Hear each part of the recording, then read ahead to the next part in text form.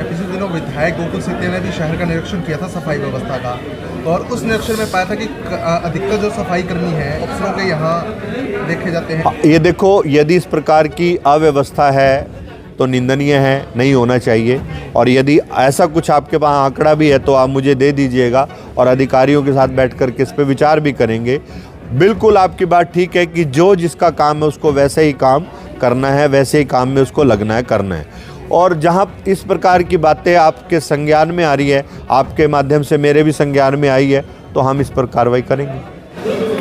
पिछले दिनों हमने ये जो स्वच्छता जागरूकता कार्यशाला है, माननीय मुख्यमंत्री आदरणीय श्री नायब सैनी जी के नेतृत्व में नूह से शुरू की थी।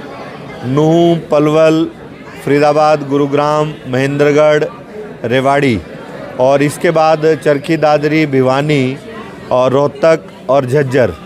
तो ऐसे इन 10 जिलों में होती हुई आज ये 11वीं जिले की स्वच्छता जागरूकता कार्यशाला है।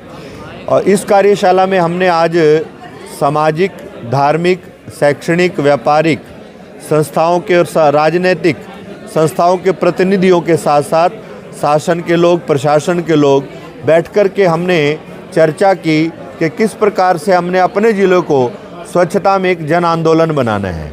और उसको लेकर के तय हुआ कि भाई जो हमारा एक पिछली बार हमारे जो काम चल रहे थे, कंपोनेंट चल रहे थे, प्रोजेक्ट चल रहे थे, उनकी क्या पोजीशन है उसके बारे में जाना, और आगे हमने कैसे आगे बढ़ाना है, कैसे इसको गति देनी है, उस नाते से आज ये स्वच्छता जागरूकता कार्यशाला रखी थी। सर, लोग स्वच्छता के महत्व को समझते नहीं हैं, गंदगी के ढेर शहर में रहते हैं, लोगों से क्या अपील करना चाहेंगे, क्या मैसेज देना चाहेंगे? बिल्कुल आपने ठीक कहा पत्रकार महोदय।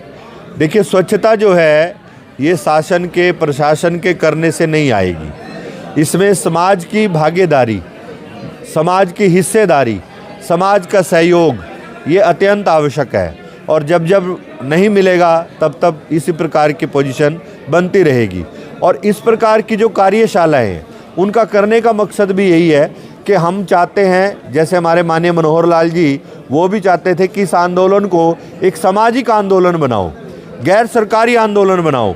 उसी भाव से आपने देखा भी होगा कि पिछले दिनों माननीय मुख्यमंत्री मनोहर लाल जी ने अपने होते हुए एक स्वच्छता की डिस्ट्रिक्ट लेवल की टास्क फोर्स बनाई थी, और उसमें गैर सामाजिक जो हमारे गैर सरकारी ऑफिसर्स हैं, सामाजिक लोगों को उसमें हिस्सेदारी दी थी। तो ऐसे ही आज के कार्यक्रम में भी आप देख रहे हैं कि अनेक प्रकार के हमारे सामाजिक, धार्मिक लोगों के प्रतिनिधि आए। और मेरा यही है सिरसा वासियों से भी अपील, प्रदेशवासियों से भी अपील कि स्वच्छता को अपने व्यवहार का विषय बनाएं। स्वच्छता जब तक हमारे व्यवहार में नहीं आएगी तब तक बदलाव नहीं आएगा। संकल्प लेना होगा स्वच्छता के लिए, संकल्प लेना होगा गंदगी को भगाने के लिए। सर, आंदोलन की बात की जा रही है। पिछले दिनों विधायक गोकुल सेतिया ने भी शहर का निरीक्षण किया था सफाई व्यवस्था का, और उस निरीक्षण में पाया था कि अधिकतर जो सफाई कर्मी हैं उनके यहाँ देखे जाते हैं। ये देखो, यदि इस प्रकार की अव्यवस्था है तो निंदनीय है, नहीं होना चाहिए। और यदि ऐसा कुछ आपके पास आंकड़ा भी है तो आप मुझे दे दीजिएगा और अधिकारियों के साथ बैठ कर के इस पर विचार भी करेंगे। बिल्कुल आपकी बात ठीक है कि जो जिसका काम है उसको वैसे ही काम करना है, वैसे ही काम में उसको लगना है, करना है। और जहाँ इस प्रकार की बातें आपके संज्ञान में आ रही है, आपके माध्यम से मेरे भी संज्ञान में आई है, तो हम इस पर कार्रवाई करेंगे। सफाई कर्मचारियों की भी मांगे पेंडिंग रहती है सर। सफाई कर्मचारी तो इस मुहिम की एक अहम कड़ी है, बहुत महत्वपूर्ण कड़ी है। देखो, जो हमारे, हम तो आप लोग तो उनको सफाई कर्मचारी कहते हैं, हम तो उनको स्वच्छता सैनिक कहते हैं। एक सैनिक वो है जो सीमा पे हमारी रक्षा करता है, एक सैनिक ये हैं जो ज़मीन पे रह कर के गंदगी रूपी राक्षस से हमें बचाने का और लड़ने का काम करते हैं।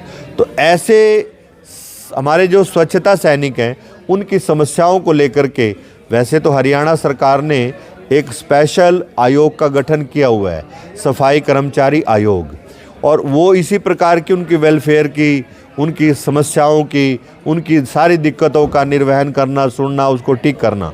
फिर भी यदि ऐसा, क्योंकि इस अभियान की सफाई कर्मचारी और स्वच्छता सैनिक अहम कड़ी हैं, ऐसा कहीं कोई विषय है तो निश्चित रूप से उसको ठीक कराएंगे। और समय समय पर इनके मेडिकल चेकअप कैंप लगें, इनकी हर प्रकार के स्वास्थ्य के चेकअप के कैंप हों, इनकी जो प्रायोरिटीज़ हैं वो पूरी हों, इनके जो उपकरण हैं वो समय पे मिले। ये सरकार की भी प्रायोरिटी है और प्रशासन से भी मेरा निर्देश है कि इसमें कहीं कोई लोग कोताही ना बरतें।